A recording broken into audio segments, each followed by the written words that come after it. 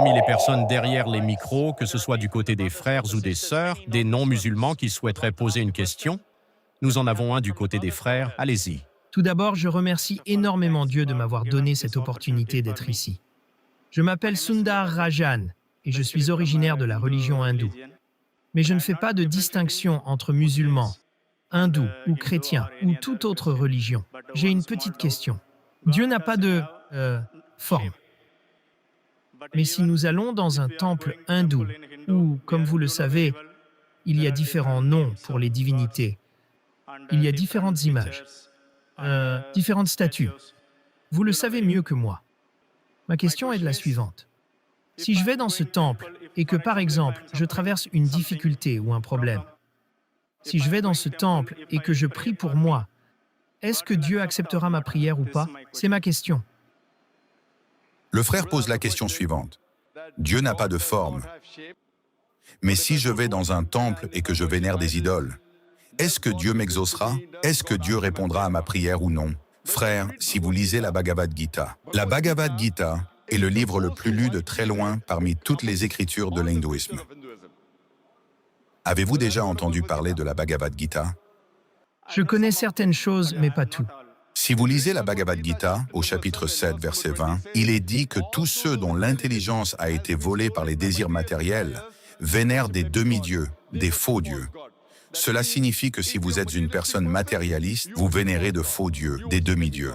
Et plus loin, il est précisé que ceux qui vénèrent de faux dieux voient souvent leurs prières exaucées par le Dieu Tout-Puissant, le vrai Dieu, mais ils finissent dans le royaume des faux dieux. Cela veut dire que même si vous vénérez de faux dieux, Dieu répond parfois à vos prières pour que vous alliez dans le royaume des faux dieux.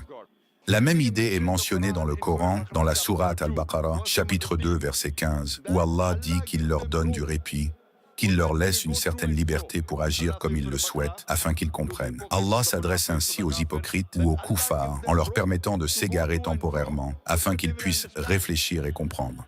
Parfois, même si tu demandes à un faux Dieu, vos prières soient exaucées. Mais cela ne signifie pas que vous vénérez le véritable Dieu.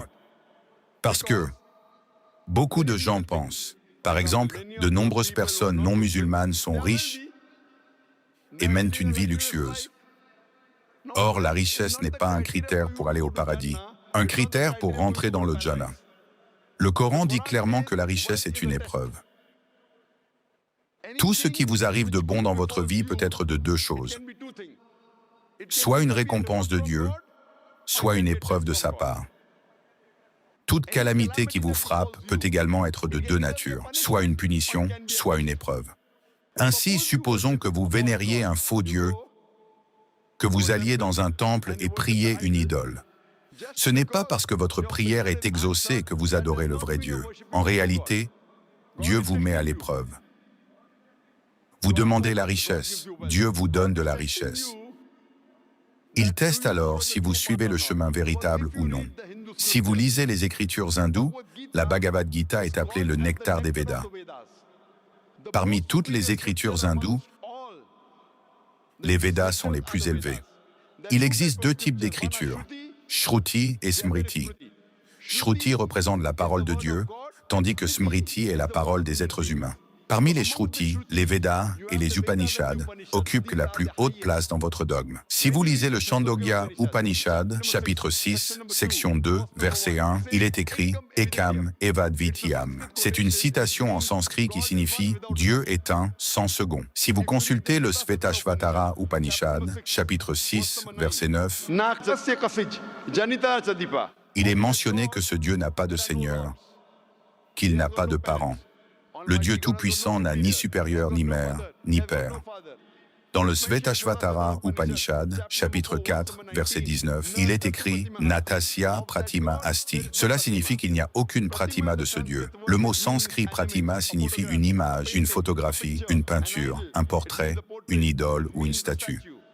Le Svetashvatara Upanishad, chapitre 4, verset 19 dit « Natasya Pratima Asti », ce qui signifie que de ce Dieu, il n'y a pas d'image, pas de photographie, pas de peinture, pas de portrait, pas d'idole, pas de statue, pas de sculpture. Le même message est répété dans le Yajurveda, chapitre 32, verset 3. « Natasya pratima asti. Ce verset affirme à nouveau qu'il n'y a pas d'image, de photos, de peintures, de portraits, d'idoles, de sculptures et de statues. En revenant aux Écritures, on comprend que selon les textes hindous, le Dieu Tout-Puissant n'a ni image, ni statue. Donc si vous adorez une image, vous allez à l'encontre des Védas et des Upanishads. Le simple fait de prier devant une image ou une idole, même si parfois vos prières sont exaucées, comme le dit la Bhagavad Gita, ne signifie pas que ce que vous faites est juste. Dieu peut exaucer vos prières pour vous tester, pour voir si vous respectez ou non ses commandements. Cela ne signifie pas pour autant que l'objet de votre adoration est correct. C'est pourquoi il est important de suivre vos écritures. Et vos écritures hindoues, que ce soit les Védas ou les Upanishads, affirment que le Dieu Tout-Puissant n'a ni idole, ni image, ni photographie. Créer une idole, une image, une photographie ou une statue de Dieu est donc interdit dans l'hindouisme. Cela répond à votre question, frère? D'accord, merci. Alors, crois-tu que Dieu a des idoles? Oui. Tu crois que Dieu a des idoles? Tu veux dire quoi par là? Crois-tu à l'adoration des idoles? Oui. Tu vas donc à l'encontre de tes écritures? Tu vas à l'encontre des Védas? Selon moi, le plus important, c'est la foi. Tu as dit que tu es hindou, n'est-ce pas? Oui. Donc tu crois aux Védas? Oui? J'ai cité des références de tes écritures hindoues. Ton écriture hindoue, le Yajurveda, chapitre 32, verset 3, dit que Dieu n'a pas d'image, n'a pas de portrait, n'a pas d'idole. Donc le culte des idoles est faux dans tes textes. Non, mais en fait, je ne connais pas trop ma religion. C'est pourquoi je ne peux pas en dire plus. Tu n'as pas besoin de compétences, tu dois juste lire. Tu dois lire tes écritures. Je cite, « Je donne des références de tes écritures. » Tu n'as pas besoin de chercher loin. Rentre chez toi ou viens à notre bibliothèque à Mumbai, la bibliothèque de la Fondation de recherche islamique, où nous avons des traductions de toutes les grandes écritures du monde. Ou va sur Internet, tape Yajurveda chapitre 32, verset 3, et lis la traduction. Elle dit que le Tout-Puissant n'a pas d'image, pas de photographie, pas de peinture. Alors, crois-tu aux Védas ou pas?